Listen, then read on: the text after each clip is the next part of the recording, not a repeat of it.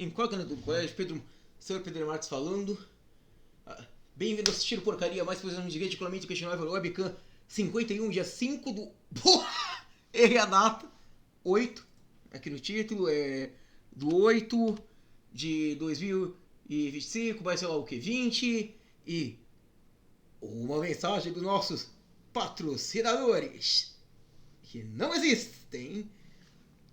Exército Brasileiro. Braço forte, punheta garantida. E é isso. Essa é a mensagem do patrocinador, que não existe. E vamos pro... Na verdade, a gente não vai procurar pelo. Na verdade, já encontrei alguns dias atrás a porcaria. A gente vai no histórico.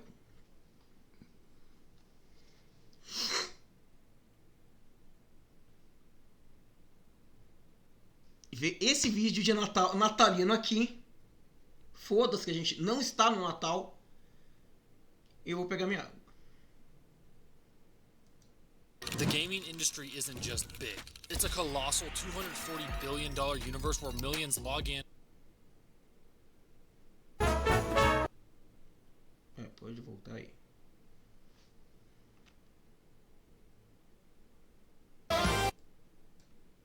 Vai se fuder, bet do caralho. Enfia a bet no cu.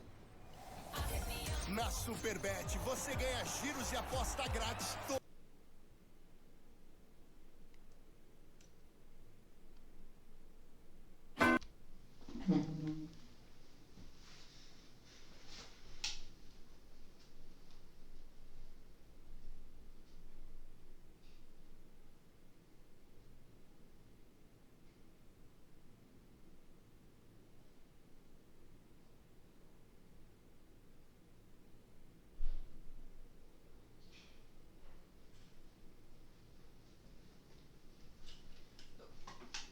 Fala uma coisa aí. Fala um negócio aí muito sério. Fala um negócio realmente aí muito sério. Xandão ditador do caralho me obrigando a beber em plena segunda-feira, cacete. Plena segunda-feira. Eu me vejo obrigado a abrir uma lata de cerveja e beber a cerveja. Porque um arrombado daquele cu de buraco negro... Não, buraco negro... Aquele arrombado de cu de rosca do inferno fez merda, fez de chamada que não era pra fazer. Os retardados que apoia ele foi lá e mostrou pra todo mundo a videochamada. E por causa disso, do descumprimento das ações cautelares, o ditador do Xandão, ditador não porque ele prendeu esse otário, porque ele me obrigou a beber em plena segunda-feira, decretou prisão do cu de rosca. Porra. Coisa boa. Dá pra ver que eu tô com um ótimo humor hoje.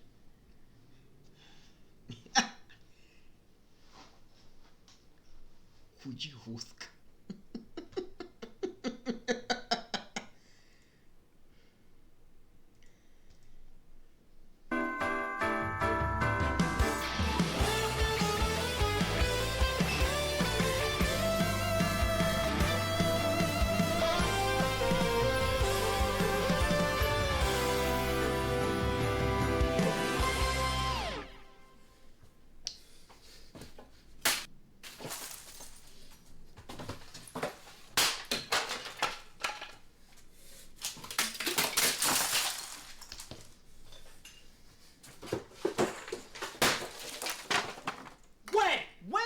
My calendar's on the fritz! It looks like I'm gonna need a new one, but budget's been tight. Without a calendar, I'll never know what date the 4th of July is.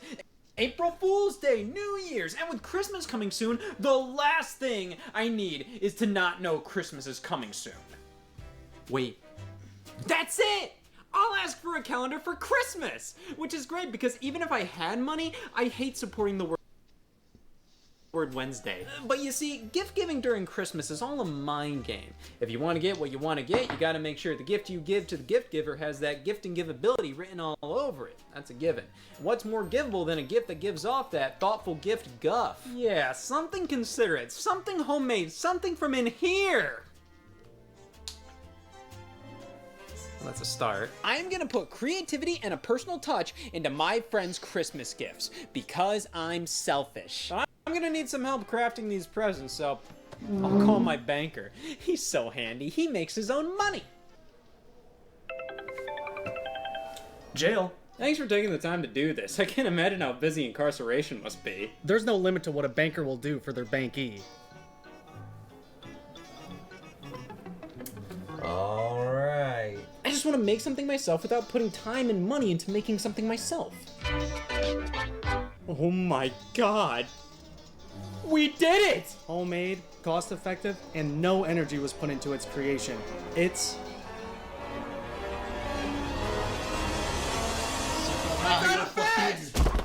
Type in video game console on Amazon. Scroll past the first 100 results. Oh, there's the PlayStation 5. But see, there's a reason it's buried underneath so many other options. They're doing you a favor. 777 classic games? That many exist? And for only $28, oh, plus a coupon, you can't beat that. I stand corrected, but you can't deny how impressive it is they didn't stop at 76. So tell me, why would you buy a PlayStation 5 compared to this?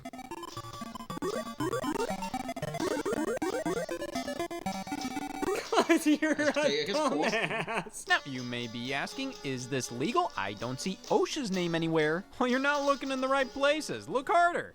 Harder. Please don't tell anybody. And there's only one way a deal can be this good, and that's if it's illegal. He didn't get permission to put any of these games on here. Who's they? Looking all over the box, there's not a single company name, but there's multiple product ones. What the hell do I call this? 777 built-in classic games? Entertainment system? Mini PC game? Mini TV game anniversary edition? The Machine? To get on the government's good side, I'll stick to Lincoln. Hey, is that illegal? No, it's Lincoln. Oh, love that guy. So Lincoln is obviously based on the NES Classic Edition, though instead of getting HDMI out, we get Krusty. The controller port is the same as a Sega Genesis or Atari 2600. The controllers themselves are replicas of standard NES gamepads, except now with 2 extra buttons, well, that puts it above so many other things. Now, going through the menu, we have loads of stone cold classics, like Super Mario Brothers and Angry Birds. What the hell? This isn't Angry Birds. This is. Wait, Mario 14? The long-awaited sequel to Mario 13?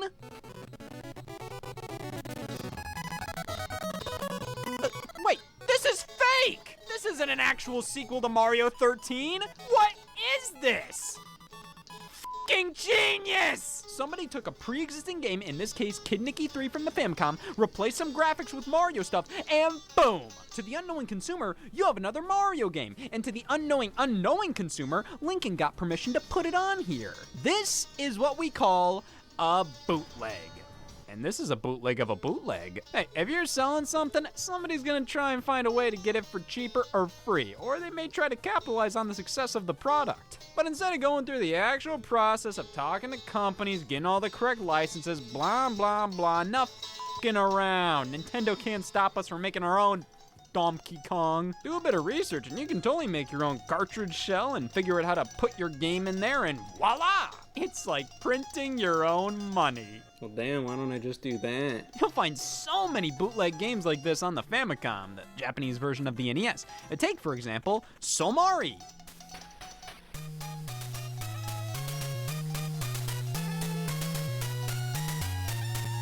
That's right, we're combining Mario with social anxiety. This is a Famicom remake of Sonic 1, and the effort is honestly commendable, which is a huge inspiration to me. If I commit plagiarism, I'm picking a good font. Now, does that make this good?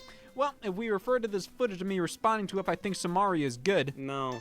Why is Mario here? What was stopping you from just making this a straight-up conversion of Sonic? If anything, Mario being here and the game being titled Somari, like, what the hell is that? It just makes it obvious something ain't right here. Oh, I know. It's the carbon monoxide. Well, then how about Sonic 5, or Sonic & Knuckles 5, or Sonic 3D Blast 6, which are all just reskins of Samari, which was a reskin of Sonic 1, so we're regressing a skin. A D-skin, because we're back to just Sonic, for the 5th time. For the 2nd time, 6. All of these are practically identical, but man, if you were able to convert Sonic to the NES, you must be jonesing to show the world what you're truly made of. So, the team behind Samari created something new with an original character. The speeding Hummer. Oh, son of a bitch! Well, hey, if you were already trying to make a quick buck by ripping off Sonic and slapping it on the Famicom, why not try and make another quick buck off of said quick buck? Or we could just rob that orphanage down the street. But at least these have more pride than those who just make fake Pokemon games. Haha, Pokemon Emerald.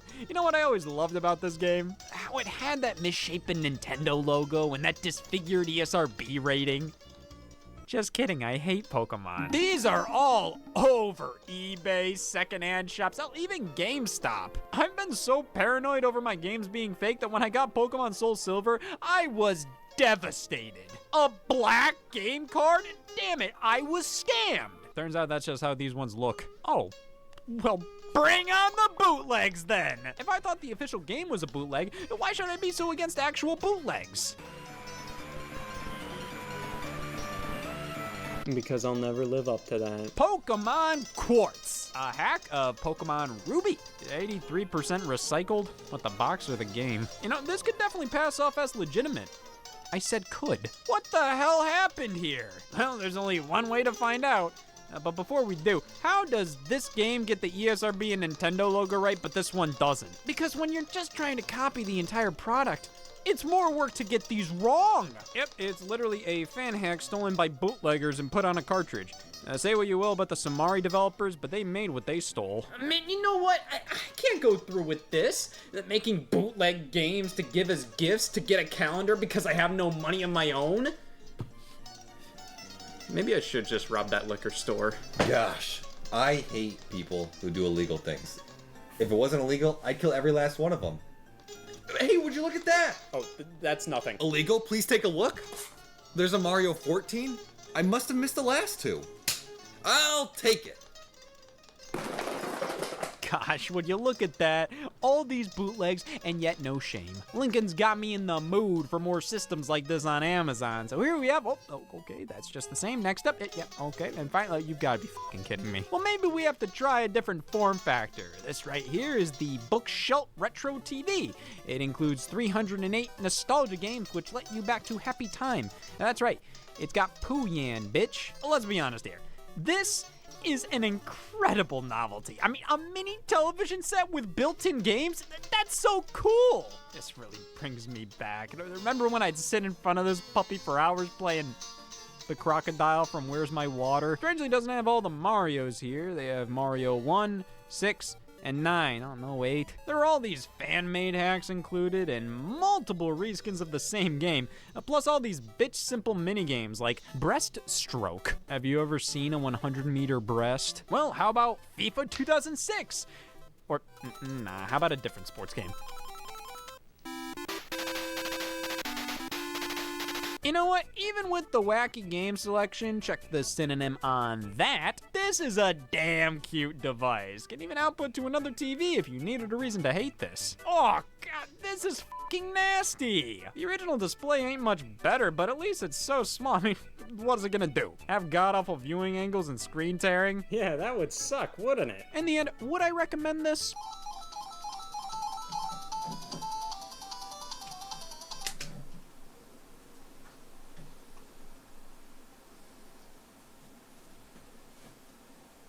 Oh man, you make pieces of shit too?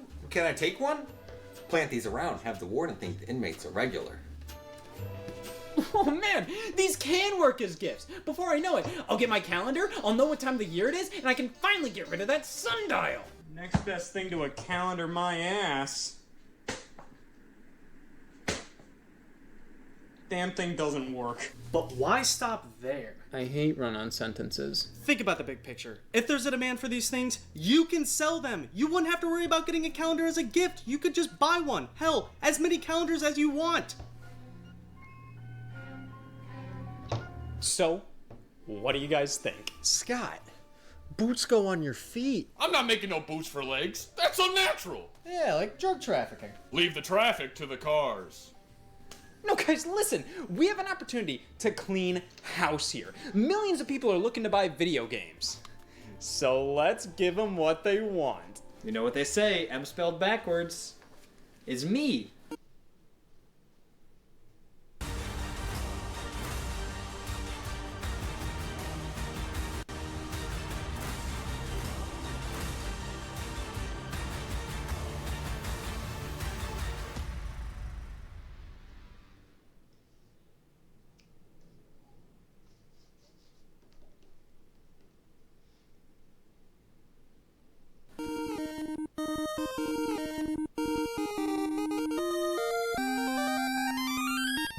This is 7 Granddad. What's 7 Granddad? Clearly the next obvious step. So who is this made for? Whenever I'd watch the Flintstones, I had to cover the top 40% of the screen at all times. It was brutal.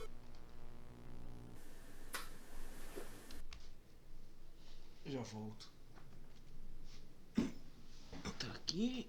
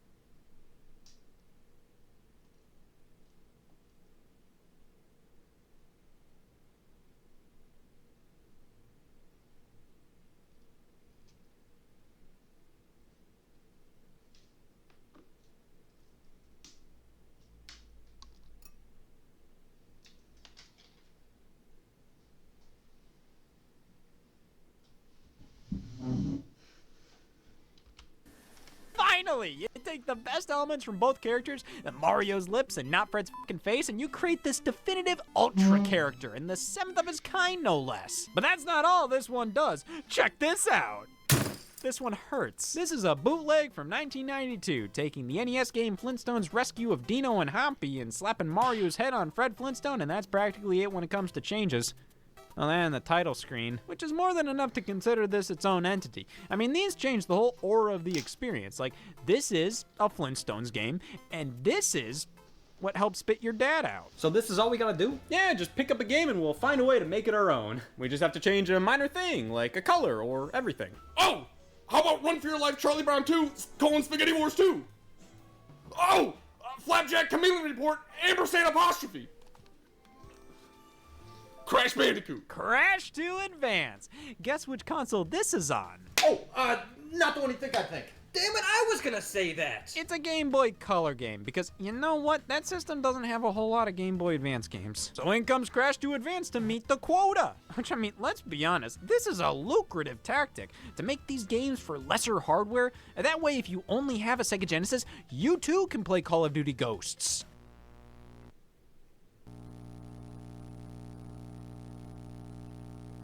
See, when you're not looking at it, it's practically the same game. Well, take a look at this one. Super Mario World on the Famicom, which, honestly, this is damn impressive. But what is impressive at that point? This isn't very ideal to play at all. The physics are all whacked out, numerous elements have been swapped out with others, so the level design isn't that coherent. And of course, all the glitches and sprite flickering makes this a chore to get through as an actual game. But for those who are looking for the perfect gift for the kids who will play with damn near anything, toothpaste. Here we have a 4-in-1 featuring Kart Fighter. It's Street Fighter 2 featuring characters from Mario Kart.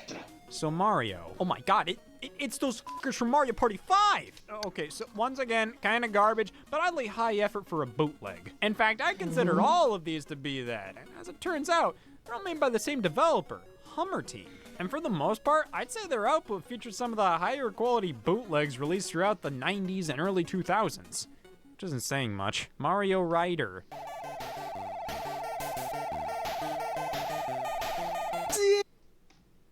A Pichau completou 18 anos. Chegou a Master Promo 18 anos, com até 60% de desconto. A promoção... Damn, you tell me I can make this? You think you can? I'll try. Alright, what's the next games you guys want to try and bootleg? Oh, how about Mega Man? Mega Man 7, an SNES game, and a damn fine one at that. But have you ever wondered what it would be like on the original NES? Well, it's a good damn thing it wasn't, because apparently it would just be Mega Man 6 again. Yes, the Mega Man 7 bootleg on NES is just Mega Man 6 with a rat-fucked title screen. At that point, just give me the Mega Man 73-in-1 multi-cart. Like, Jesus, look at all these games, these hacks. Now this gives you bang for your buck. Why doesn't everybody just buy games like these?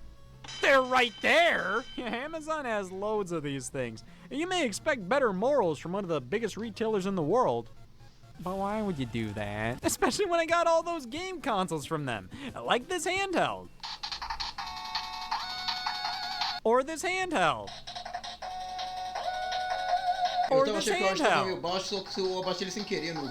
Damn, look at this one. Using the design of a PlayStation controller, but instead of thumbsticks, we have speakers. Oh, actually, speaker. The right one is just a singular power light. Damn, that's taking all the gumption in the room. These are always advertised as having hundreds, sometimes thousands of games in one. But how likely is that truly? Look, we got Spar, and we got Star. Well, Spar is urban champion with, I don't know, giraffes. And you're probably saying, Scott, have you ever seen a giraffe before? Well, ask the developer that, because these are some bad-looking giraffes. Look, we also have regular urban champion here, but I guess 519-in-1 doesn't have that wow factor. But what about the game Star? So, this sounds like a remix of the Popeye NES title screen. Then it goes into music from Punch-Out, which is then remixed to sound like Star Wars. That's called being resourceful, like this. Can't let that ear go to waste. Good point. Can we bootleg this? Name your favorite movie. Ghostbusters Frozen Empire. Or Dougal. Happy Feet. but only when the lizard's on screen. Anything! Give me a couple shapes on screen, maybe a funny f***ing rat. Wait. Ice Age 4. Wouldn't you love a video game based on it? Yeah, well, that's 1 point for bootlegs. There was no Despicable Me 2 game otherwise. Oh man, Return of the King!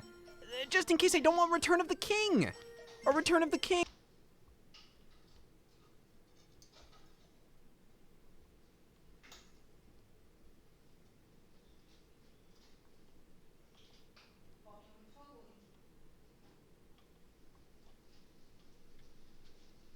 Pegar o telefone. É, tá, pega aí. E prepara a janta.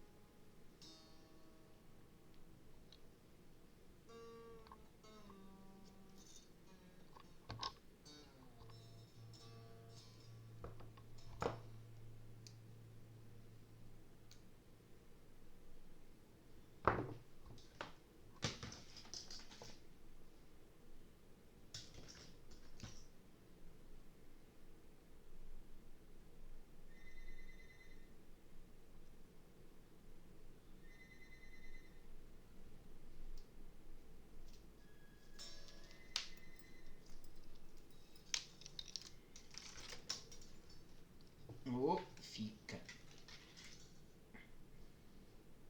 It's good to have options, especially on Game Boy Advance. See, I can get the actual game, and maybe a bootleg of the actual game, or a bootleg in every sense of the word. And hey, why the hell not? Throw the Sega Genesis bootleg in the running as well. So many options. All these games have to do is pass the title test, alright? It doesn't matter what they look or play like. You tell a kid this is Kung Fu Panda 2, and they will make any excuse in their head to validate that. Damn, Avatar?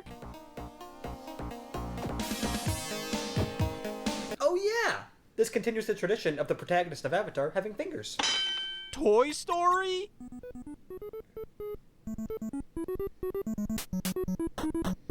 Oh, I love the scene in the movie. When content's displayed to me? Cars 2? I sure as saw 3. But hey, the bootleg games based on movies, I think the most value can be derived from would be the stuff on older platforms, like a Monsters Inc. game on the Famicom, Harry Story, they're the same fucking thing. They're both hacks of wacky races on NES. Now, Monster Fucking Inc., shit. you know, the Shrek thing, there's a debate to be had if this is better or worse than Harry's Story. I mean, that one has more effort put into anything but the letter S here. But does that matter when everything was stolen? Why put effort in when you're just stealing anything anyways? Well, it depends if Harry's Story actually stole from Monster Inc., because stealing is bad, but stealing from a thief? I think that makes it okay. Here, point this gun at me. You son of a bitch! So, why buy, make, and or sell bootlegs? Well, in the instance that the game you want is too hard to find, too expensive, or just flat out doesn't exist, it's the next best thing. And because you'll save money on these, you can spend it on literally anything else. Alcohol, vodka. You know what, everybody? I think we finally have enough knowledge and stock to go public with these. Wait. Now we are. This shopping season, we will be there for those who don't know any better. Yeah! We will craft products with love, passion, and respect. No! That's the bootlegging spirit. We're gonna make one hell of a profit. And when we first do, we will celebrate. Oh, hey look, a nickel. Oh, yeah! Gosh, 19 months till October of next year already. Time flies. Sooner than later, it'll be a year past 2027. Thank God we're 4 years away from that. Holy shit, pre-victims. Hey guys, what are we selling here? You getting f***ed over. And personally speaking, I would rather be f***ed over than over-f***ed. Guys! Just let me handle this. Well, it's Christmas, man. What do you have planned? Surely something legal and just. Though you must admit that your gifts lack grit. Perhaps this time you should indulge in sins outside of gluttony and lust. Agree. Now that's a sin. I know that it's expensive to come up with great gifts and the hottest games your kids already own. But if you listen to my song, the answer's been there all along. Perhaps it's time to buy a game that's brewed at home. So, maybe, how about the next best thing? Like this bootleg GBA game called Return of the King. It might not be Nintendo or Square Enix or Sony, but you have to admit that the name's got a ring. Ring-a-ding-ding, it passes the title test. There's Super Mario 4 and 14. Yes, that's real, look it up. They're just as good as Mario Odyssey. You know your kids will play whatever if it's wrapped up with string. So throw that dirty ROM hack into their stocking and get the next best thing. I've got some Mario and Kirby Red Diamond. Perhaps you'd like Pokemon Chaos Black. Mario Kart Fighter and 7 Granddad. No one will know that they're fake, so cut yourself some slack. You deserve a break. A game is a game, and try to ignore that built-in sense of shame. They can't all be Call of Duty, so squint your eyes, swallow your pride, and don't you dare be snooty. So how about the next best thing? Just think of all the money that you'll save. Cha-ching! For why spend $70 on a AAA game when you could buy a homemade one that has the same name? Shop local, folks. I understand your reservations. Getting Crash to advance can sting. But if you give your cash to me, I guarantee you all will see. And though these games may not be great, it's way cheaper to emulate. So trust in Scott and you can't lose. Use the savings for some booze. And this Christmas you will dance and sing for the next best thing.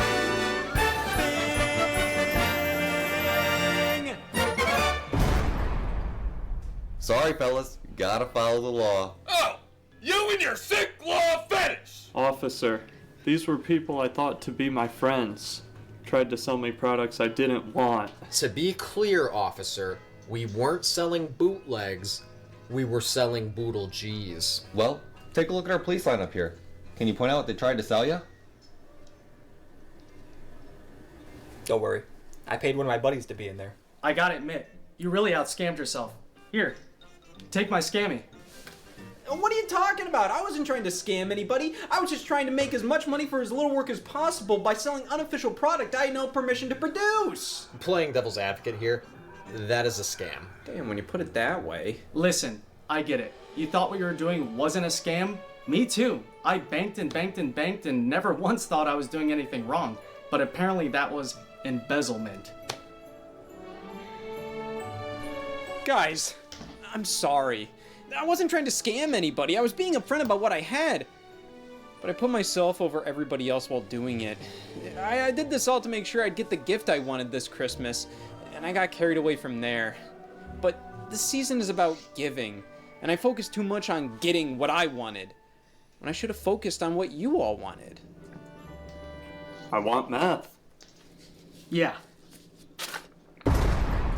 Is meth vegan? Well, now I got what I wanted. To be with all of you. You know what, you guys? This may not have been what I initially wanted, but being here with all of you more than makes up for it. How the hell are we getting out of here? Oh! Community service! Couple hours here and there. We'll easily shave 5 years off our sentence. How can a bunch of bootleggers service the community? Well, if these are the next best thing, then what's the best thing?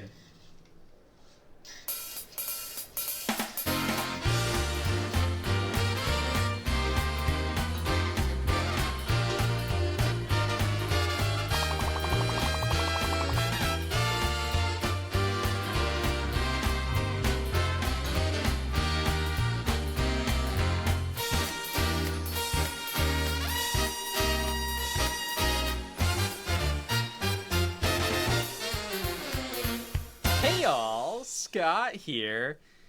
Don't with bootlegs. Most of them are blatant and lazy theft. Stealing a game and changing one sprite to fool people into thinking it's a Mario game. Packing thousands of dirty ROMs onto something with atoms. However, for every dozen of those, there would always be one that, while not great, offered something of value. Something new, something oddly genuine. Some developers of bootlegs went above and beyond what this line of work called for. Sure, they were still breaking the law, but they still kinda cared, and it shows. Even if they had no money, even if they wouldn't get anything out of this, they still tried. Like I should have with my Christmas gifts. Maybe someday we can take a look at more bootlegs in greater detail. But for now, if they truly are the next best thing,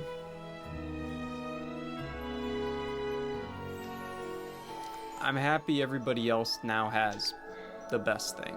But hey, fun perk of being an ex-con, you do get access to their special offers, like the yearly ex-con reward. I'm an orange member. The bootlegs got me my calendar after all! It's a Christmas miracle! It's all been worth it! It's been March this whole time?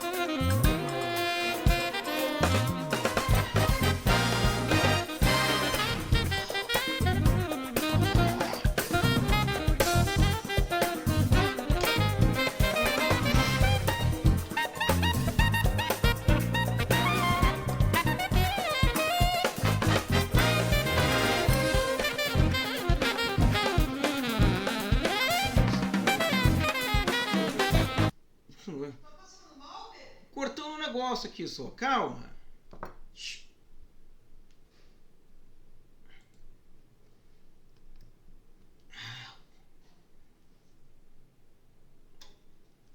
Eu acho que a gente tem que comprar um alicate de corda novo, sabe?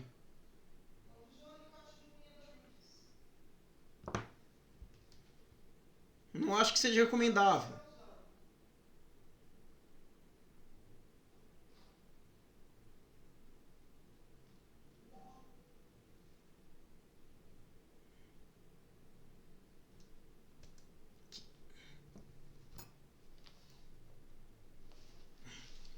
Tem que cortar com que frequência essas unhas aí? It's all gonna be dust one day.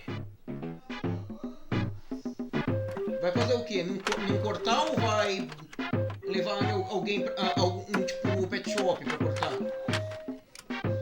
Lester the Unlikely. It's unlikely that this is gonna be a good game. Tem isso. Por causa disso, não é? Okay, title screen. Guy swinging on vine. like every other jungle adventure game. Then comes the story. You're Lester, a comic book geek who wanders onto a dock, and then... Oh, okay. I have no faith in this character already. If he's gonna go to sleep on a piece of cargo that's being loaded onto a ship. He becomes an involuntary stowaway, the ship's raided by pirates, and Lester swims to a nearby tropical island. That's where the game begins. Now that is the most embarrassing walk cycle I've ever seen. No. What's he doing? What the hell's that about? Jump. Oh, what is he, humping the air now? Oh, come on, he can't even jump without getting hurt? This guy needs to take lessons from Mario. You're not allowed to jump from too great a height. You have to stand on the edge, face the opposite direction, and gently lower yourself down. It's tedious, and it takes a while to learn.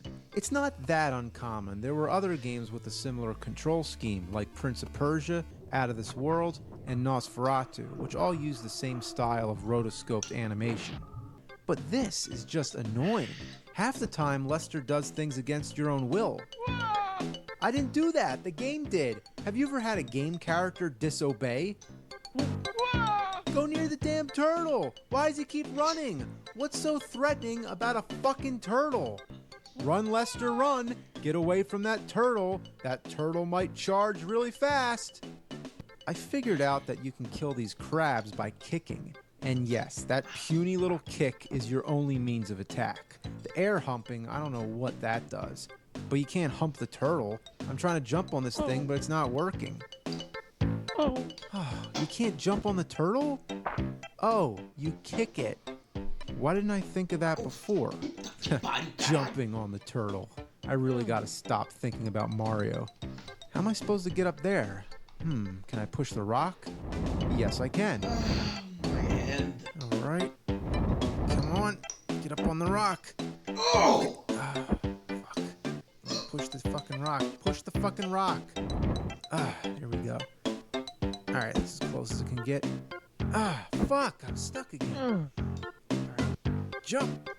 Oh, what? Oh, fuck. Get on the fucking rock. Okay. Alright, closer. Fuck. Get closer. Fuck! Jeez, I feel like a fucking dumbass. Get up there!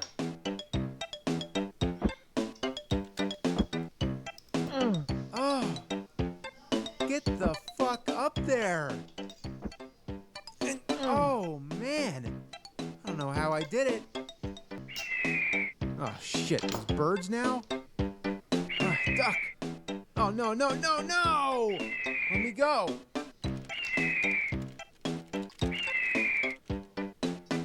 Oh, I have to do the whole level all over again? This game is ass gravy. The next level's inside a cave, and now things are becoming very labyrinth-like. On top of bad control, I don't even know where to go. Doo-doo. The only way to find out what's below is to drop down. Oh, come on! That time I didn't even let go. You can't even jump and grab on a ledge without taking damage? You know what it is? You're just not allowed to take shortcuts. It has to be as slow and diligent as possible. What a fussy game. Oh no, why do so many games have to have bats? Duty! I don't have time to climb down. This is a moment when being able to jump would be really helpful. I hate bats. I fucking hate them. Get away from me. I can outrun them. I can do it. Yeah. Oh, shit. This is a penis-shaped piss stain on the face of gaming. I'd rather fuck the Wicked Witch of the West.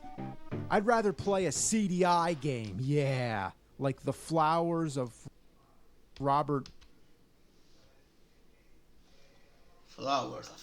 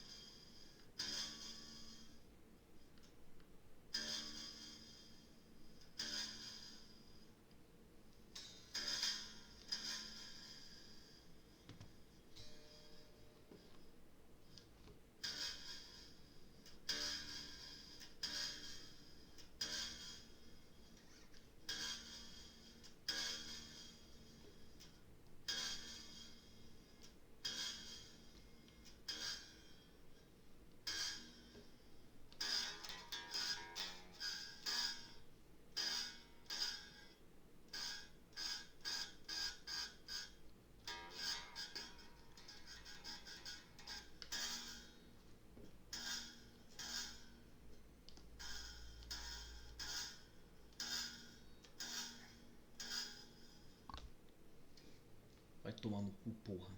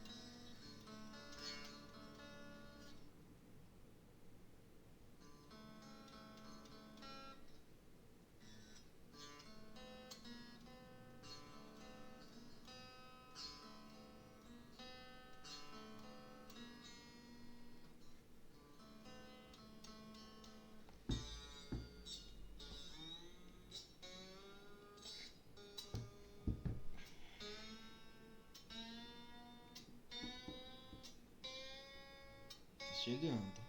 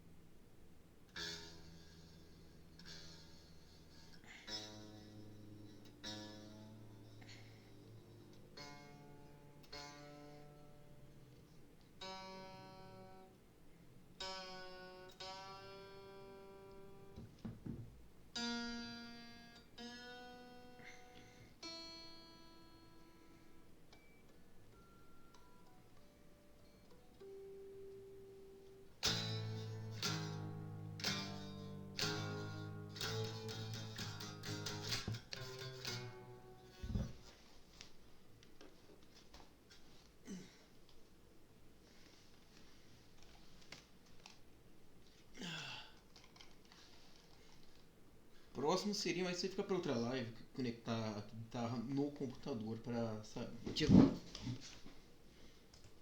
Maplethorpe.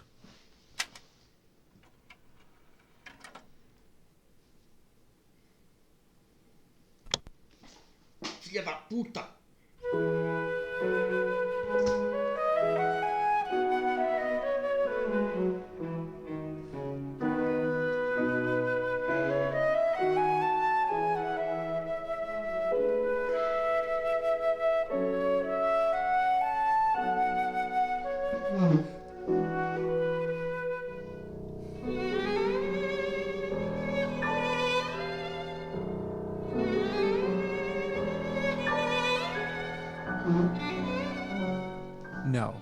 I wouldn't. What's this? I never noticed this rock before. Can I pick it up? Oh my god. Now I feel like an idiot. But I can't really blame myself. I thought the rock was just part of the scenery. How's anyone supposed to distinguish it from all this other crap? Oh great, a dead end. The rock doesn't do anything. Okay, there's a treasure chest. I'll open the lock by just...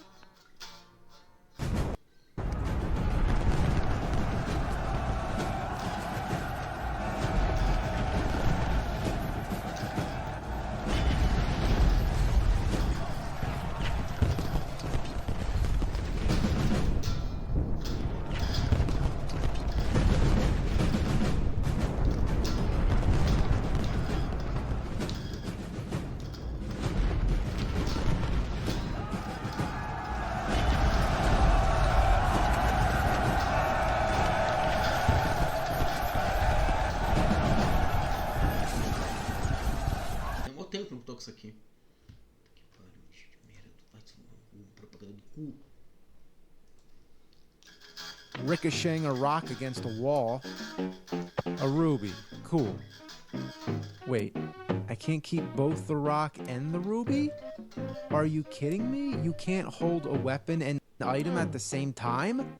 Why even have two boxes then? And there we go, off to the next level. Now he's afraid of totem poles? This guy sucks. Now we gotta jump earthquakes and fire and shit? This isn't the kind of game that should require platforming jumping skills. Once you land on a sinking platform, you're stuck.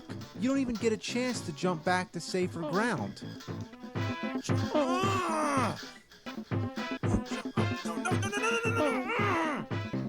Jump. Fucking hands, jeez! Jump. Oh, fuck. Why does he stand still? It's like he's asking to die. After all, it's the same guy who slept on a cargo platform. Just let him die. Who wants to play as a weak, pathetic character like this? Wouldn't you rather be a tough guy? Isn't that the whole point of playing a game? To feel empowered? To be someone you're not? I mean, I get it. He's supposed to be a nerd. Well, this nerd makes me look like Charles Bronson. Steve Urkel could beat the shit out of this guy. I think this whole thing was an experiment to create the world's worst video game character. No wonder why he didn't get his own sequels. I can imagine what Lester the Unlikely 2 would have been like. The game would start, and you couldn't even move. All that happens, Lester pulls down his pants, sucks his thumb, and takes a shit. The third game, you couldn't even get past the title screen. All that happens, you push start, and Lester falls down and farts. The fourth game doesn't even work at all. You just put it in your Super Nintendo, and it explodes. The fifth game isn't even a game, it's just a bag of shit that says Lester the Unlikely 5 on it. And there's a new one coming on the PS4 using the latest state-of-the-art technology of constructing the disc out of orangutan diarrhea. Just turned out that was the only way, and it really gives Blu-ray a run for its money. And the original Lester will always be a classic that's improved like wine. Wine that's made from fermented rat piss with a fine aroma of the dead fly-swarmed carcass of a 3-day-old deer, with the delicate crisp flavor of skunk farts with highlights of ass sweat. The palate is rich with hints of residual dried poop crust from a truck stop bathroom. Goes down with a long-lasting finish of fly-covered summer harbor trash. Fuck this game. And you know what? Fuck all games. I'm gonna watch some TV.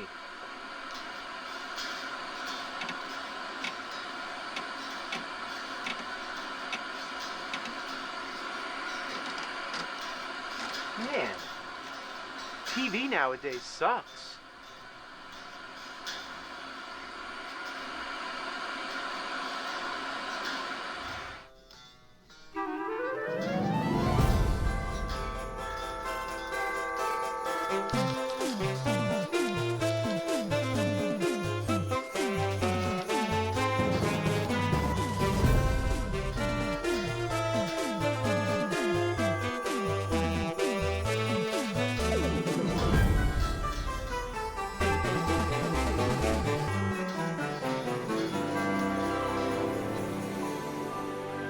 Every gamer down in Gameville liked Christmas a lot, but the nerd who lived just north of Gameville did not.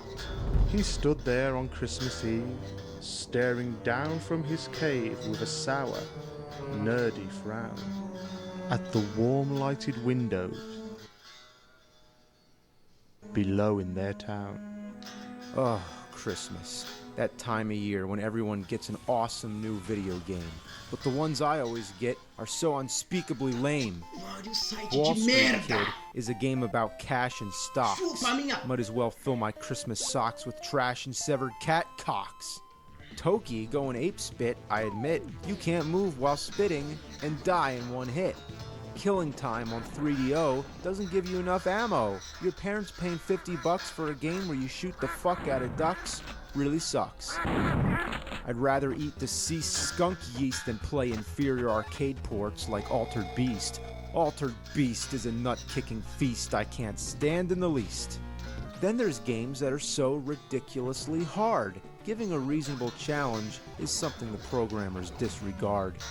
Last Action Hero, I can't even pass the first stage. Getting whacked to death by Ernest P. Worrell sends me into a fit of rage. Double Dragon on Atari? What is this shit? I can't even get up and score one hit. SCAT stands for Special Cybernetic Attack Team, but the droppings of carnivorous mammals is what the word scat really means. It's as close as you can get to a Nintendo game called shit. Balls is an aptly named travesty on SNES that makes no sense and is a cockamamie butt-brained mess. I'd be so let down playing on Christmas morning, but a game with a clown should have come as a warning. All those young gamers get to play something he or she enjoys, while I get the ones with terrible graphics and awful noise. If they played 2 seconds of Ultraman, they'd throw that junk, I reckon, back to Japan. Video gaming vibes.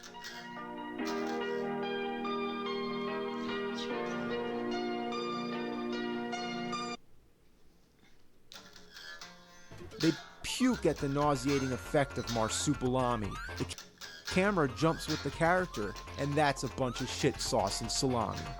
They'd take an axe to Mad Max. They'd take offense to Taboo the Sixth Sense. They'd shriek squeaks and squeals, racing around with Bigfoot's uncontrollable wheels. They'd try kicking in Pit Fighter like there's lead weights tied to their heels. They try skating in Skate or Die without falling flat on their face, while staring at Rodney Dangerfield with a mohawk. Such a disgrace. The kids today have their first-person shooters. They talk on their headsets and go online with their advanced computers. They play their music and rhythm games, go jumping around and swinging. When those morning Christmas bells are ringing, they're rocking out in their living rooms, jamming and singing. They'd sing and they'd sing and they'd sing. And the more the nerd thought of this Christmas sing, the more the nerd thought, I must stop this whole thing. I put up with this long enough now. I have to find a way to stop Christmas from coming. But how? Then he got an idea. An awful idea. The nerd got a wonderful, awful idea. I know just what to do. The nerd laughed in his throat. I'll make a quick Santa Claus hat and a coat. And he chuckled and clapped. What a great nerdy trick. With this coat and this hat, I'll look just like Saint Nick. While all the gamers are asleep tonight, I'll give them some games they can play alright. You're a mean one, Mr. Nerd. You really are a jerk. You're shameless as the shit mop. You've got mischief in your smirk, Mr. Nerd. I wouldn't blame.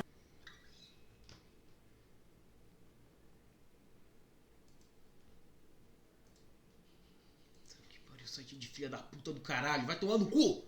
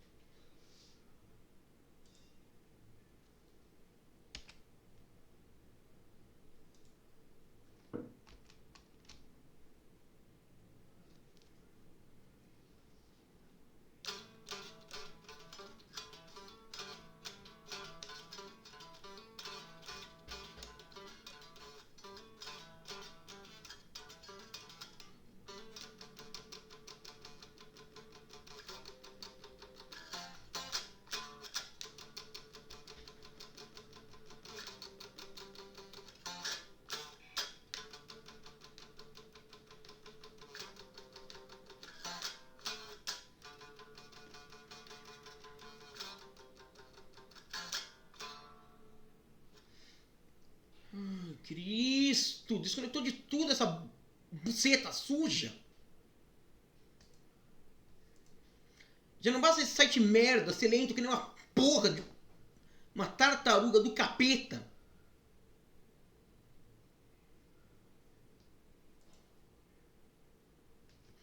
Caralho, site de bosta do inferno.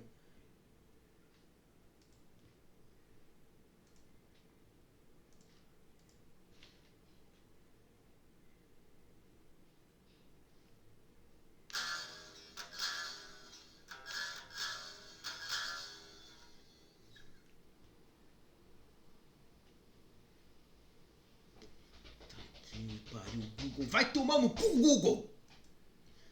Desconectou de tudo, sua puta velha!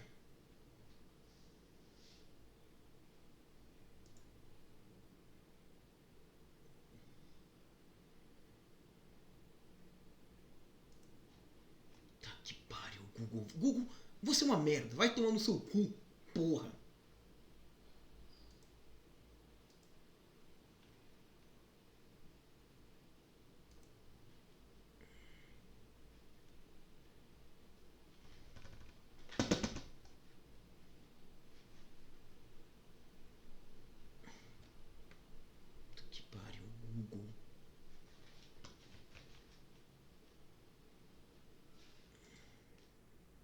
Google é uma piada de merda. Caralho.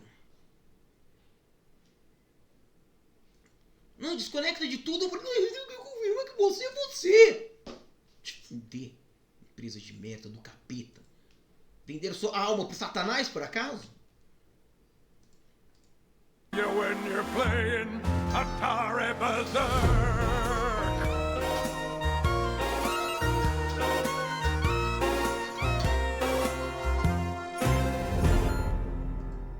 The nerd's sleigh started down toward the town where the gamers lay a snooze without care when he came to the first little house on the square.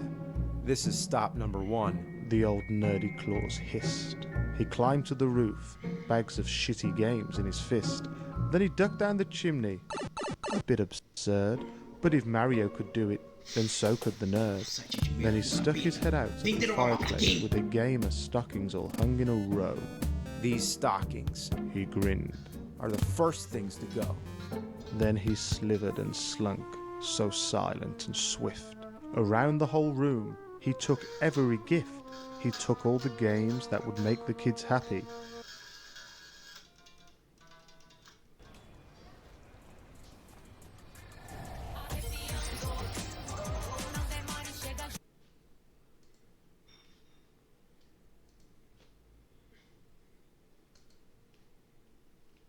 And replaced them with ones that were terribly crappy.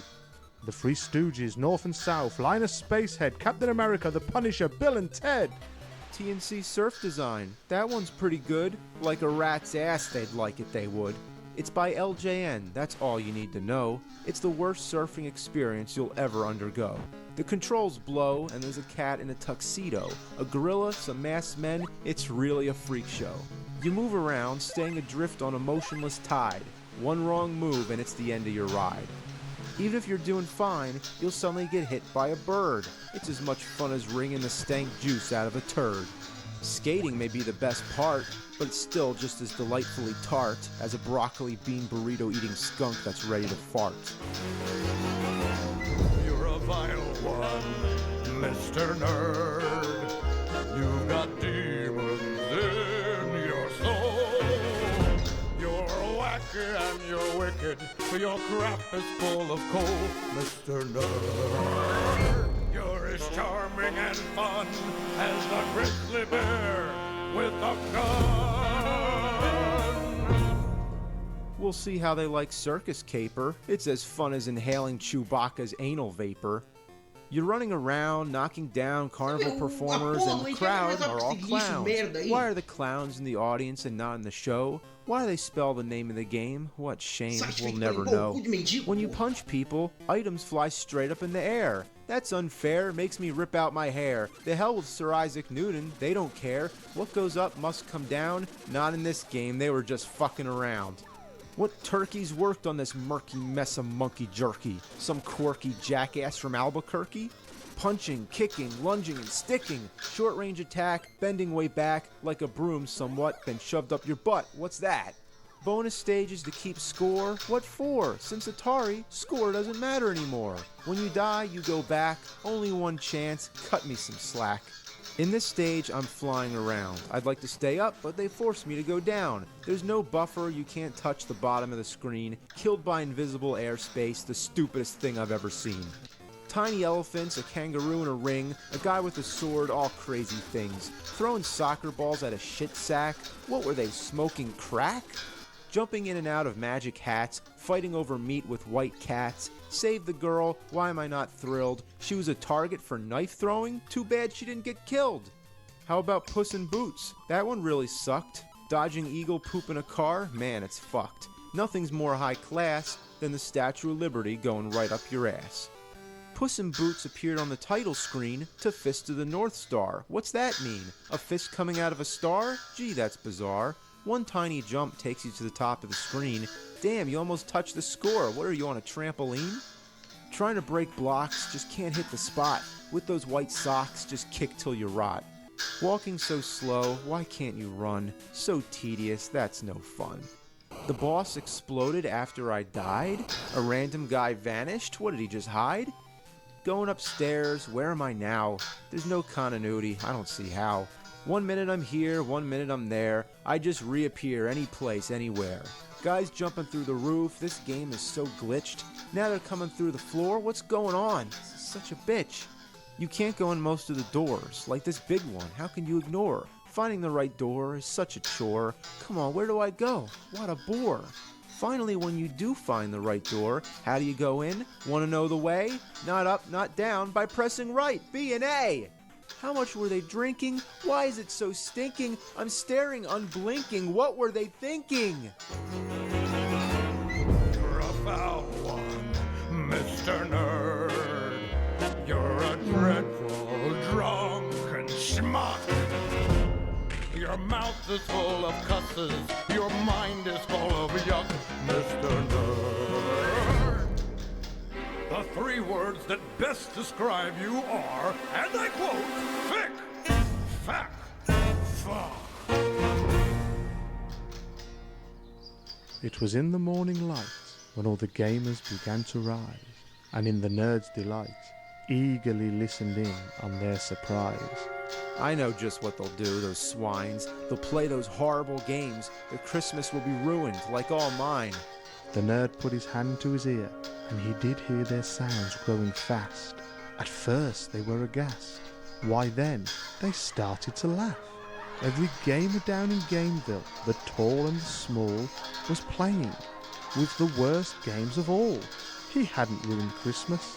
It came just the same. The nerd, with his nerd feet ice cold in the snow, stood puzzling and puzzling. How could it be so? It came with Bad Dudes. It came with Swamp Thing. It came with Goonies, Waldo, and Ring King. He puzzled and puzzled till his puzzler was sore. Then the nerd thought of something he hadn't before. Maybe bad games mean a little bit more. He rode into Gameville to the girls and boys. He brought back their presents, all their games and their toys. Both the good and the bad, the outdated and the rad. The notorious and nifty, and the PlayStation 3s, the Xbox 360 and the Nintendo Wii's. He brought everything back, all the games for the feast. And he himself, the nerd, played Beauty and the Beast. Welcome Christmas, bring your cheer. Cheer to all the gamers far and near.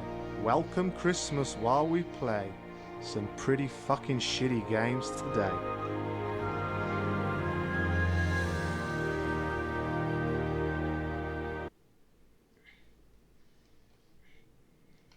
Wix, uma plataforma, todos os tipos de site. Criatividade ilimitada. Descreva suas necessidades e objetivos e a IA transformará seu briefing personalizado em um site exclusivo, pronto para ser publicado em minutos. Personalize, molde a experiência do seu visitante até os mínimos detalhes.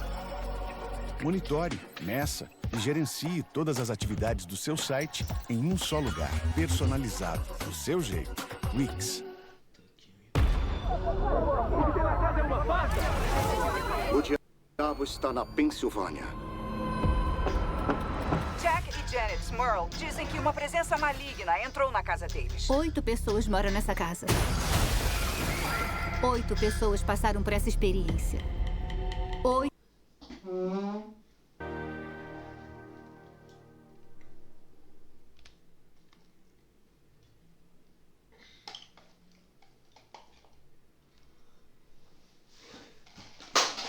Vai tomar no seu cu, porra. Lixo. Inferno.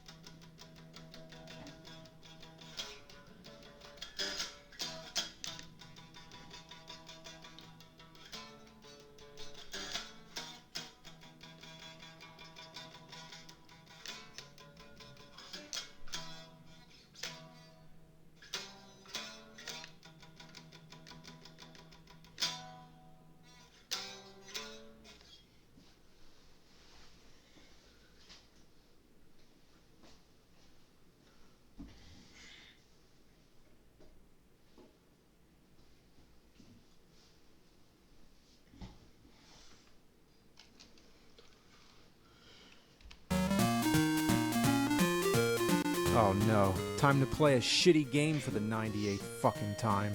Daydreamin' Davy. Should I even care who the hell Davy is? Oh no, it's Hal. Don't trust anything called Hal. Actually, the same company created Kirby and developed Super Smash Bros. Maybe this won't be so bad then. Awesome! Oh no, I just jinxed the whole thing. Well, as you probably guessed from the title, this is all about a kid who daydreams. Starts out, Davy's in school and a bully steals his pencil. So he's gotta get the pencil back? Man, that's some epic storyline right there. So, Davy falls asleep in class and dreams he's in the Middle Ages. It's like your typical Zelda-esque adventure, but instead of trying to save a princess and save the lives of everyone in the land from evil forces, it's all about getting a pencil. Right from the beginning, you're stuck behind some rocks. Guess I can't go past them, so I'll just go right. Oh, you can't go right. Maybe you push the rocks out of the way? No, they don't move. Maybe I jump over them? A attacks, B does nothing. Well, I guess I can't jump then. Suppose I'm done with this game. Oh, B and A. You have to hit them at the same time. Ugh. You know what I love in games? When you get some kind of item that gives you invincibility or stops time, but only lasts about 3 seconds. And how the enemies can go through trees, but you can't? That's really fair. Then you get to a large knight named Lumper. When you beat him, you'll get the lance, which is supposed to represent Davy's pencil. Why does he care so much about a fucking pencil? Was he planning to take it home after school and shove it up his ass or something? Then he starts telling the teacher he was lost in this forest, as if he was really there, like the fucking teacher's gonna believe him. So she cuts him off and says, it's artwork time. Get ready to draw. Draw, like it's a chore. What? He goes to sleep again? He falls asleep again? That's the one time in school I wouldn't fall asleep. I mean, during my normal classes, I'd be drawing on the pages of my math book and shit. That's the whole point. You draw when you're bored of school. He should have fallen asleep during math class or something boring. Did the game programmers really not know the difference between something the kids like and something they don't like? I love how they depict going into the dream world with a trippy vortex. It's like something out of an Atari game. So now we're in the Old West. There's vultures shitting exploding bloody diarrhea. Ugh, gross. And what's going on here? What's going on here? You can't walk behind the store? That makes no sense. You get attached to a club quite fast. I remember the first time being in a stadium with my dad. It's like the story that everybody tells. Já vou.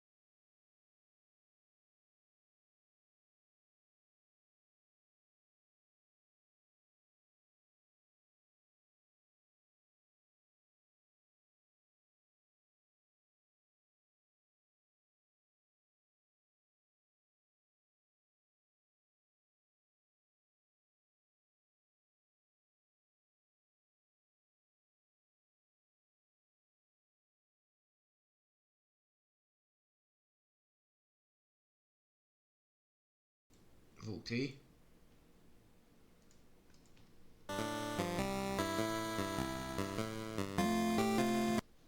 Oh, sorry. I was just daydreaming about playing a better fucking game.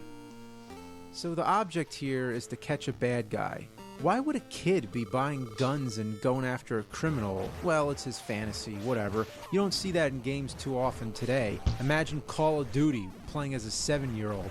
Anyway, you go in this building, a guy starts shooting you, and you die. This is the only part that uses a fucking targeting system. I move the cursor right over his dick nose and shoot, but he still kills me. Oh, I see. You gotta shoot the gun. Well, duh, I should have guessed that, right? Anyway, another lame cutscene, and you end up in ancient Rome. I walked all around here, found a bow in some building. Some lady tells me not to cross the bridge before I get a shield. Well, I got a thing by a tree that I thought was the shield, so I went back and crossed the bridge. Then a bunch of psychedelic flashes started fucking up the screen. Bummer. Apparently, that wasn't the shield. The game tricked me by putting a circular-shaped object on the ground. Come on, why not let me know? Just have a sign that says, not the shield. So I keep searching around and eventually find the shield. I guess it's a shield. Looks like a bullseye or, I don't know, Daisy Duck's nipple or something. Now I'm back at the bridge. No trippy side effects this time. Now it's time to face the Cyclops. You use the shield to deflect his attack. I think. Okay, never mind. I'm dead. Oh, that's great. I have to start from the beginning of the stage? And I have to find the bow and the shield all over again? Alright, didn't take me that long, but guess what? There's no more shield! What the hell? This is the same guy I killed last time, isn't it? So, now the game just isn't going to give me the shield? Well, I tried it again and again, and I figured out what the problem was. You're not supposed to kill the guy, you're supposed to touch him. That's right. So the first time I got lucky. This is the one guy you're supposed to touch. If you kill him, the shield dies with him. Makes a lot of sense.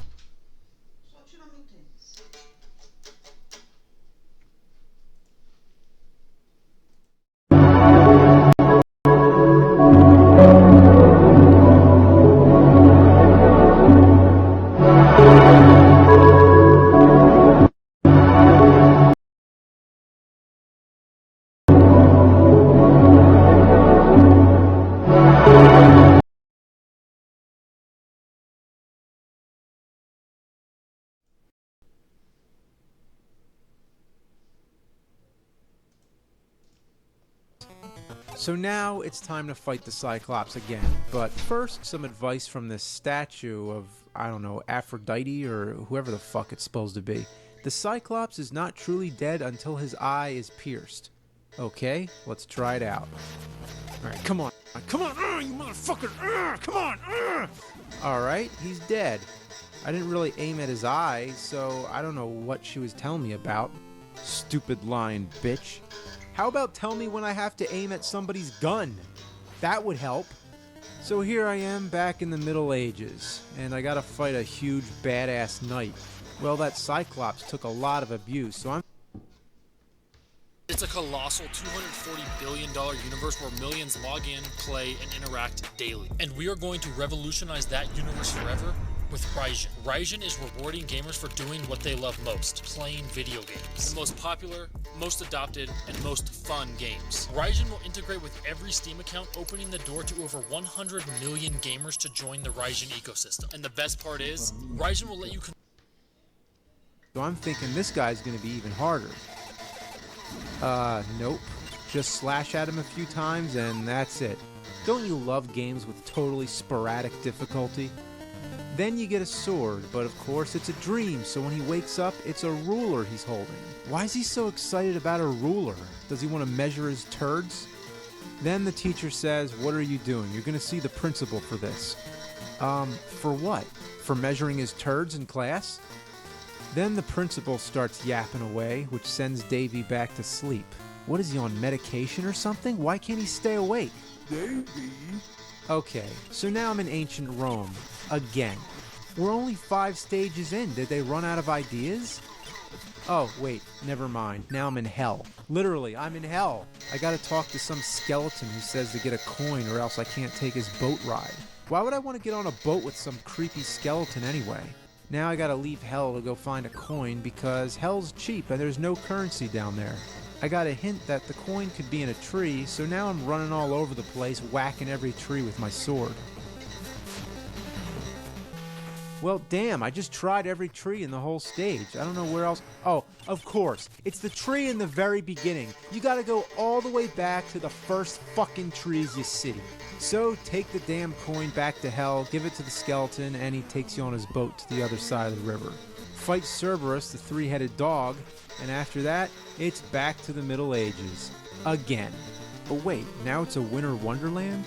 What's this, a pile of shit? Seriously, that's what it looks like. What else could it be? Fight the big knight, and then it's back to the Wild West again. Well, I guess the stages just repeat a lot, so get used to it. The sheriff has Davy go over to a bank to fight some robbers. Now I ran out of bullets, so I'm gonna try using my whip. But that doesn't work. The whip does nothing. So all I have left is a stick of dynamite. Well, that got him, but it's a little excessive. Kinda like robbing a bank with an atom bomb. Well, now I'm shit out of luck. No bullets and no more dynamite. So this time I restock. Look at that. 99 bullets. I'm ready to go. Come on, is this guy gonna die?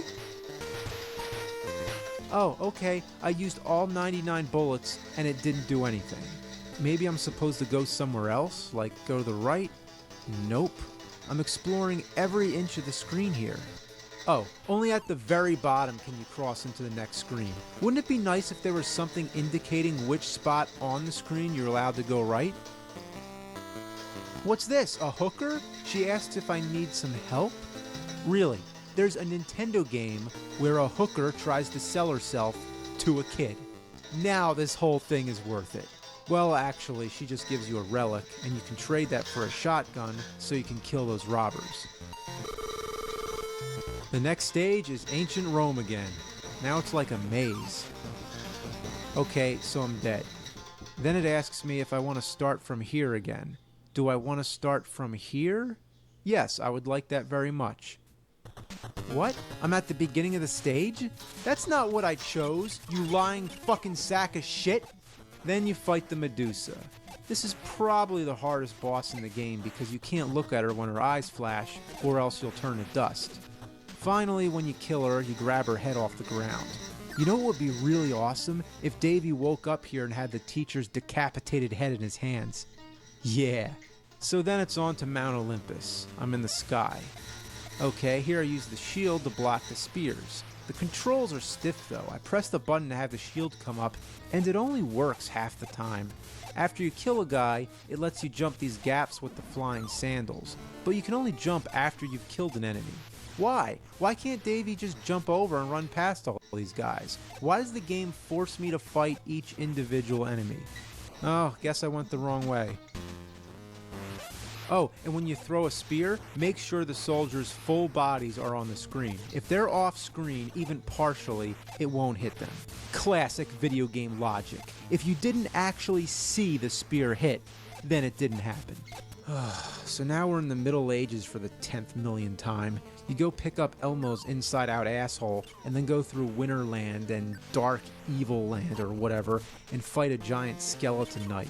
I'm guessing this is the end of the game, after all the crap I went through to get here. Yeah, he's dead. What? Now I need a key? Oh my god, find the key.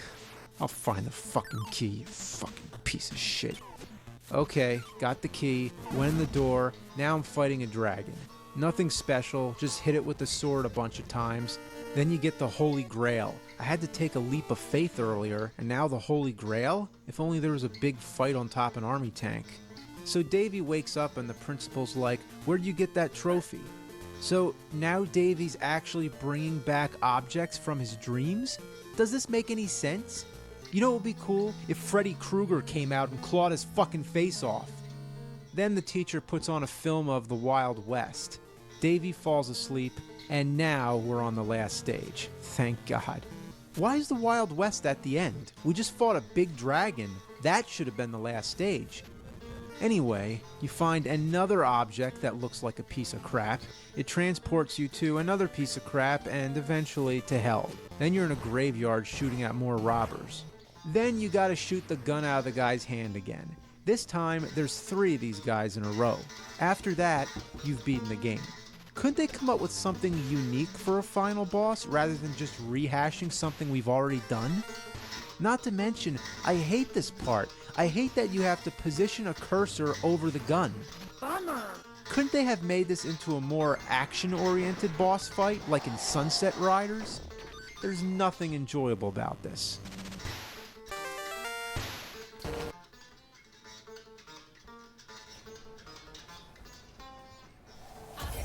Na Superbet, você ganha giros de aposta grátis toda semana. Todo dia pode ser um super dia. Baixe o app Superbet. Seja super. Well, that's it. Basically, that's Daydreamin' Davy. That's the whole game. Mediocre. That's what it is. So, until next time, I'm gonna dream something better.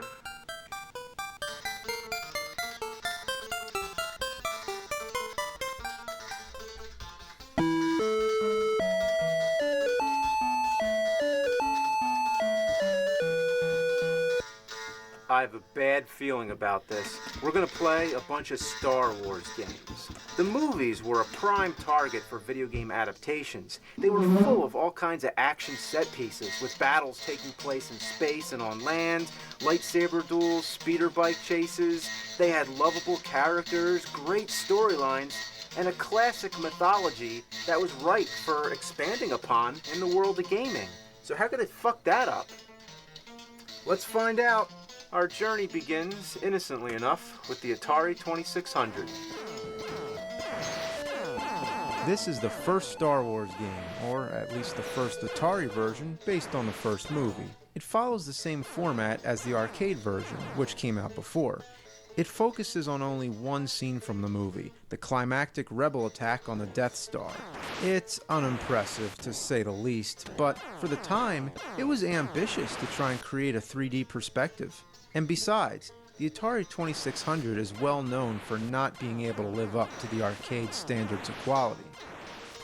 The Empire Strikes Back, again, only borrowed from one scene, the fight against the Imperial Walkers on the planet Hoth. Unlike the other game, this follows the two-dimensional side-scrolling format, similar to games like Defender. All you do is shoot down an infinite army of walkers while avoiding their laser beams. Did that blast just come from its ass? Are these walkers, or are these dogs shitting out airborne turds? They take a lot of hits. You just keep shooting them till they change different colors and eventually explode. The control is fluent. The longer you drive the joystick, the more momentum your ship gains. Return of the Jedi focuses on the second Death Star battle. It figures out of all the scenes they could have chosen, they go with the space scene. You know why? Because Atari loves space. The best way to describe Atari in a nutshell is spaceship shoot laser, boom, that's it. Just the amount of games that begin with the word star is overwhelming. Or damn, space. What was this, the fucking space age of gaming? If this game wasn't called Star Wars, it would just seem like any other Atari game. The controls are similar to the classic Asteroids. Even though I said they picked the space scene, there actually was another Return of the Jedi game that focused on the Ewok stage. That's one way to make more money, split them up into two different games. However, the Ewok game was never released. The object is to get closer to the Death Star so you can destroy it. But unfortunately, there's a giant dance floor in space stretching out for infinite light years. You have to wait for a hole to appear, go in the hole, and now you've engaged the Death Star. Going with the dance theme, I think this would be a better game if you were trying to destroy a giant disco ball. Yeah, the storyline is that disco is coming back, and you gotta stop it. It would be called Disco Fuck Yourself, but now I'm just thinking out loud. So you keep shooting away at the Death Star, blasting away all the pieces, hoping that you can make all the pieces go away before all your brain cells do the same. Once you have a clear shot for the center, it's time to go boom. gonna go boom. This is Atari, I know. It's gonna go boom. Boom! There's another game called Jedi Arena. It's supposed to be based on the scene in Star Wars A New Hope where Luke is training with that flying metal orb thingy. So you're waving your lightsaber back and forth, deflecting electric charges.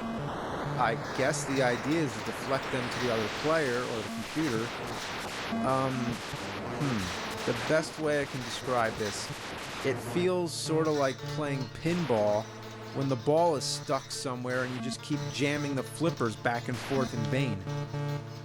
There you have the Atari Star Wars games. Not so good, but it's Atari, so it's excusable.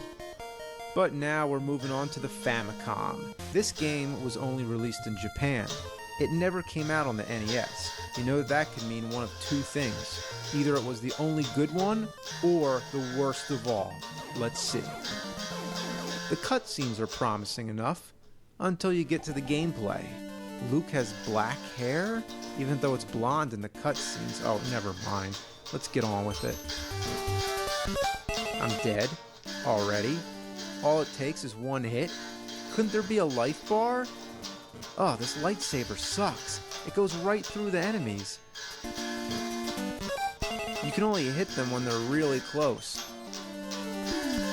Oh, come on, I jumped over that. You're telling me if I'm anywhere near a projectile, I get hit, but when I'm trying to hit an enemy, I have to be precise. That's real fair. So now I'm inside the Jawa sandcrawler, murdering some stormtroopers and birds. Now I'm fighting Darth Vader? Already? He's inside the sandcrawler because why? Oh well, who cares?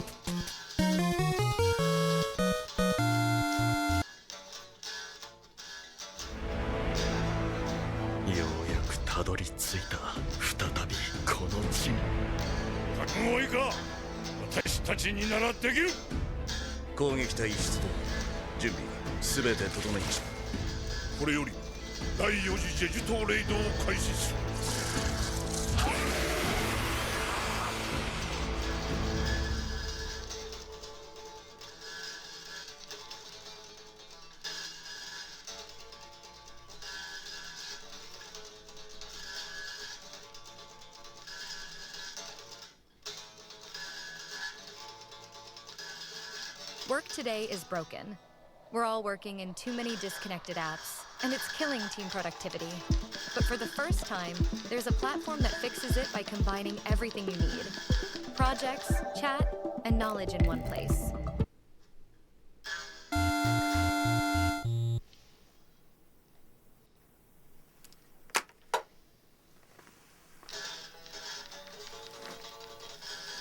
Did that happen in the movie? Did that happen in any of the movies? Did Darth Vader say to Luke, "I am your father, and I am also a fucking scorpion"? No, it's not true. That's impossible! Why does Darth Vader turn into a fucking scorpion? That doesn't even happen in the special editions. There is no version of Star Wars in this universe or timeline or any other, I'm sure of it, where Darth Vader turns into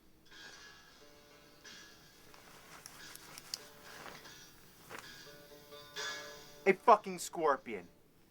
I need a beer. Hey, where's my beer droid? Hey! Come on, bring me a beer. Yeah, that's my beer droid. Hey. Alright. Okay. Yeah. Alright, come on.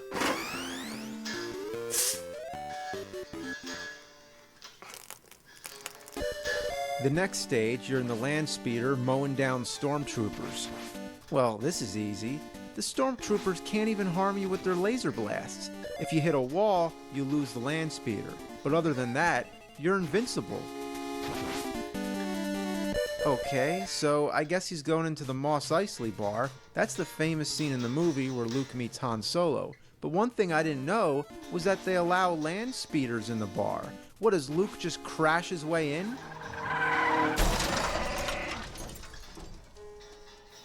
It's quite interesting, actually. In this version, Luke gets to the bar so fast, I bet Han and Greedo were still talking at the table. You know, who shot first, Han or Greedo, whatever. But actually, neither one of them did. Luke kills Greedo with his land speeder right after Han says, "Over my dead body." Boom! All of a sudden, Luke comes through, crashing with the fucking land speeder. I want to see that in the next special edition.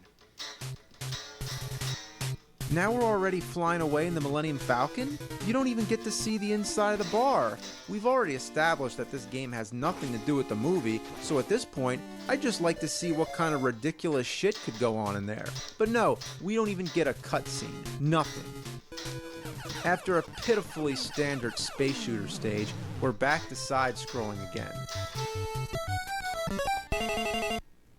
Game over. Is that Darth Vader breathing? Or is that the sounds of the ocean? Now I start from the beginning? Yep, it's one of those games. No continues, 3 lives, 1-hit deaths. Simple as that. You make 3 mistakes, you go all the way back to the beginning. There's little in the way of 1-ups, no password system, and no stage select code. Doesn't matter how far you get, if you die, you're doing it all over. Even on the novice setting, it's still hard. The odds of successfully navigating through this miserable fuck heap is 3,720 to 1. There's certain Jedi powers you can use to help yourself through, but you only get these for a limited time. The only way to progress is through trial and error. You need to familiarize yourself with the layout. Like here, I thought I could jump down that waterfall, but nope, that's the wrong way. Each time I play this, I progress a little farther than the last. But if only I didn't have to keep playing the earlier stages over and over again. After the 20th fucking time, I'm burned out. This is worse than a piece of shit. It's a whole shit. The NES got a different Star Wars game. Hold on, no LJN? It's a movie-based game, it's on Nintendo, and it wasn't made by LJN? Then it might have a chance. It starts out with a shitty driving stage. It would be nice if you could just point the speeder in the direction you want to go, but it has to have that backwards ass control, like Roger Rabbit and Dick Tracy. I hate that shit. It also happens to be one of those where the fuck do I go kind of games. If you haven't played the game before, you can spend hours searching for the right place. The first time, I had no clue I'm supposed to go straight to the sandcrawler to find R2-D2. Once inside, it turns into a side-scroller. Luckily, it's a huge improvement over the Japanese version. The controls are more fluent, and you actually have a life bar. Thank God. It still manages to be a very difficult game. One thing that's kind of annoying, if you fall from too great a height, you take damage. Does that happen in Super Mario Bros.? No, it doesn't. You find these elevator shaft things that make Luke shoot up into the air, but they land you on a conveyor belt, then you get hit by these metal garbage can lids. Those conveyor belts can go fuck a dick. There's R2. Oh shit, the conveyor. Fuck! Then you drive out to Mos Eisley to find Han and get the Millennium Falcon. Here there's actually a stage inside the bar, unlike the other game. It's unfeasible to beat this stage with the blaster. You have to get the lightsaber before coming here. So fuck the bar, first go to the cave. Yeah, it's some cave where Obi-Wan gives Luke the lightsaber. It's not clear at all where you're supposed to go first. And besides, why would Obi-Wan give Luke the lightsaber in a cave? Now that I have the lightsaber, the bar stage is much easier. But the next stage starts kicking my ass again. All these bounty hunters are flying around blowing me to smithereens. Jump! Jump!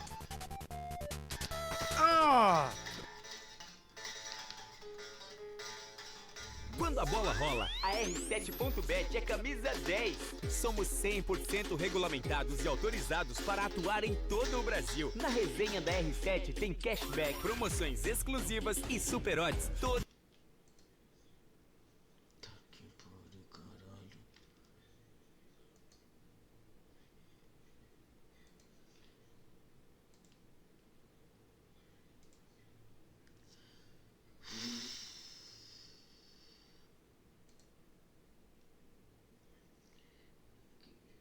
Captcha, não me carregou Captcha, seu lixo. I made it through the hangar. I'm at the Millennium Falcon. Captcha, porra. Tá, e cadê o chupacu então, caralho? Esse é o captcha, o negócio tá rodando ainda.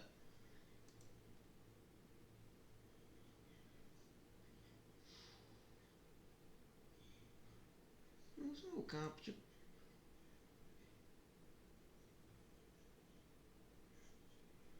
Isso aqui de merda.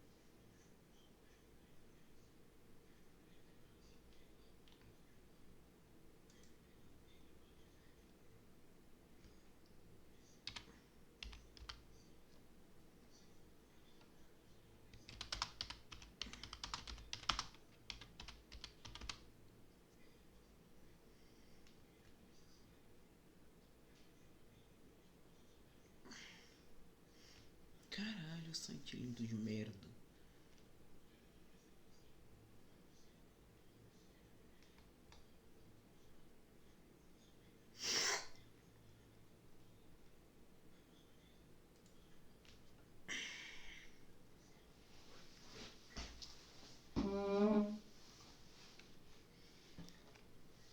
Puta que pariu, site de filha da puta do caralho.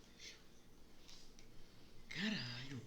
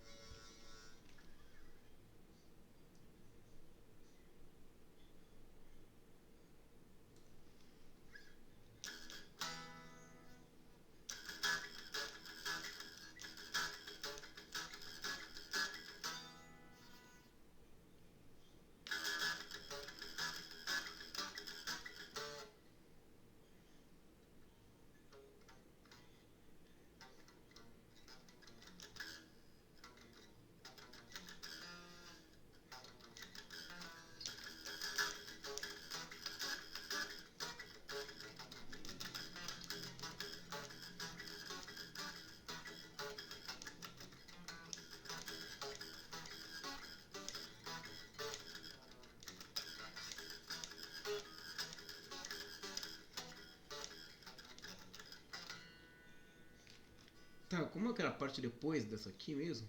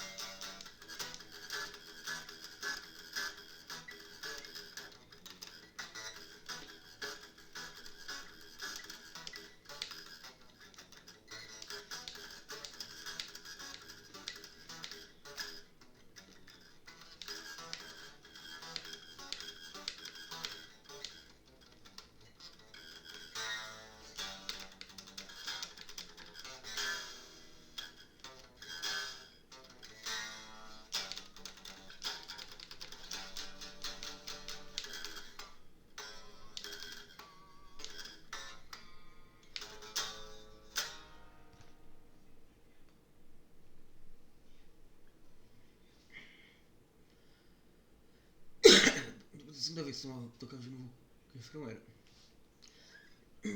Essa parte aqui me pega. Duas ideias. Aqui.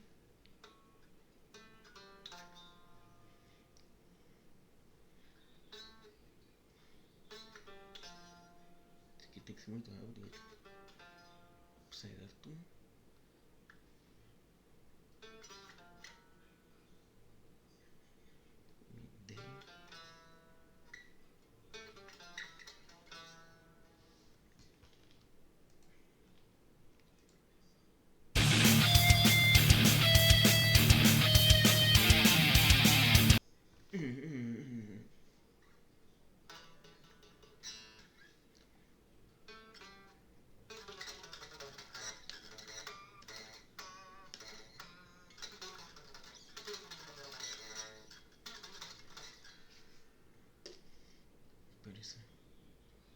Isso não pode estar certo.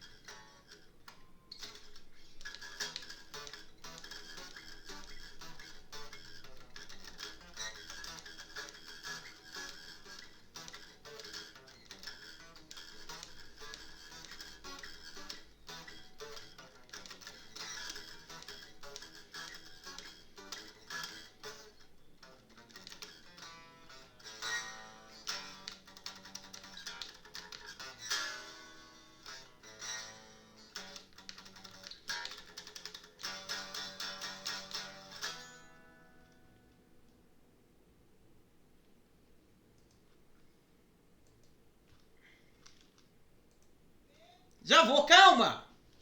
Calma!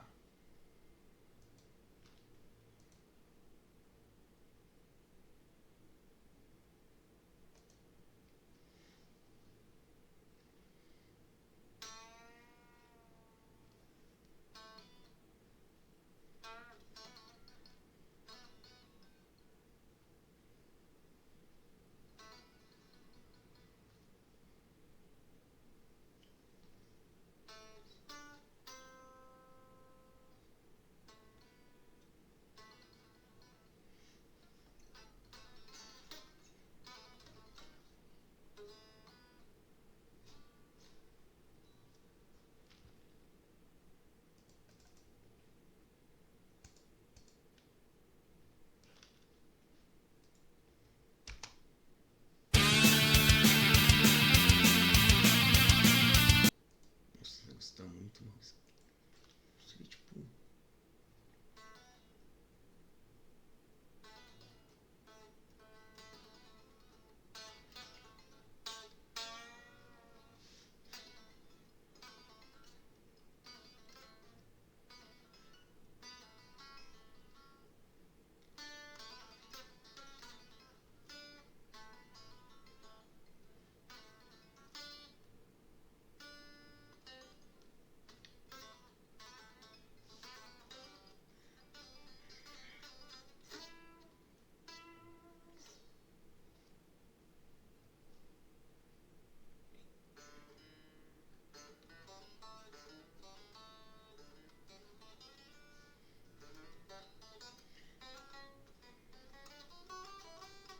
Nossa, o cara cagou muito.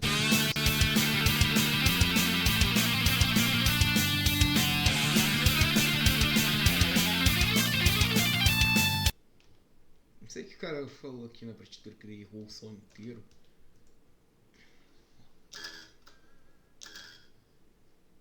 Culpa da corda errada.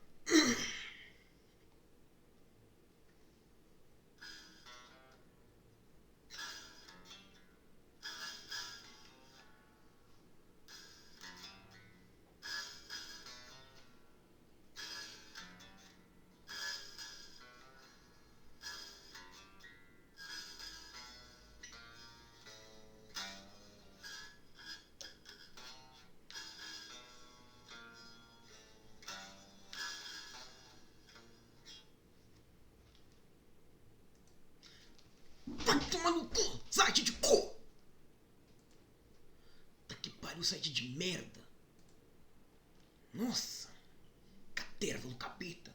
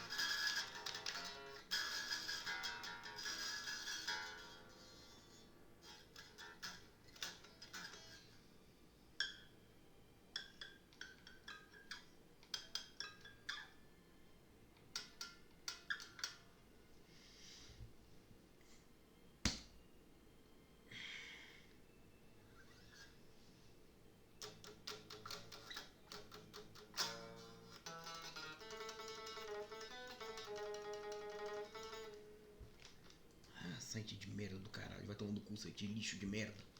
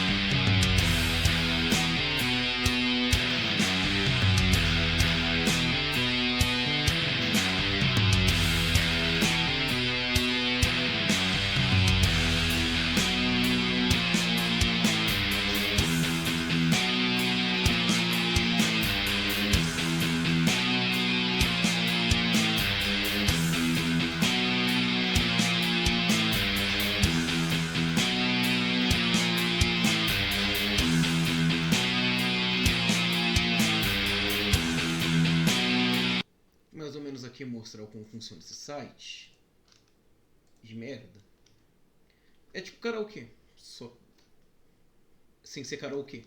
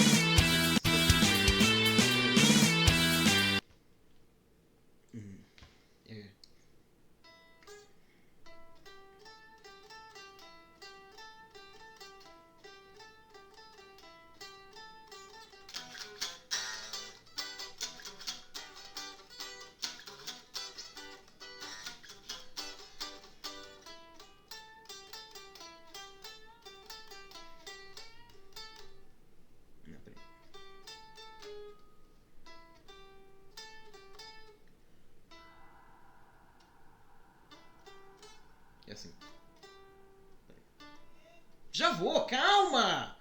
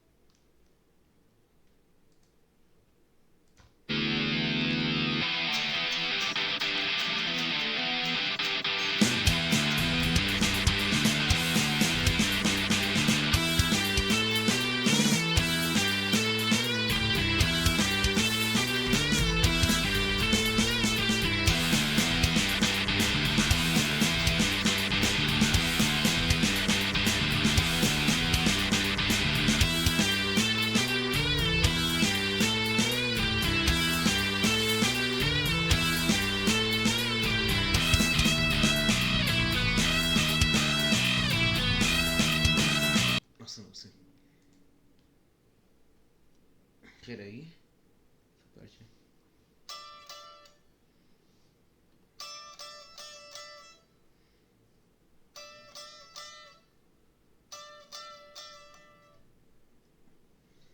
Pelo amor de Deus, fazer isso aqui.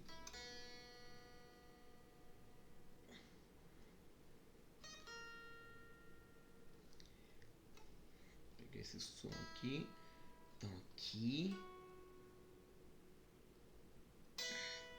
Assim.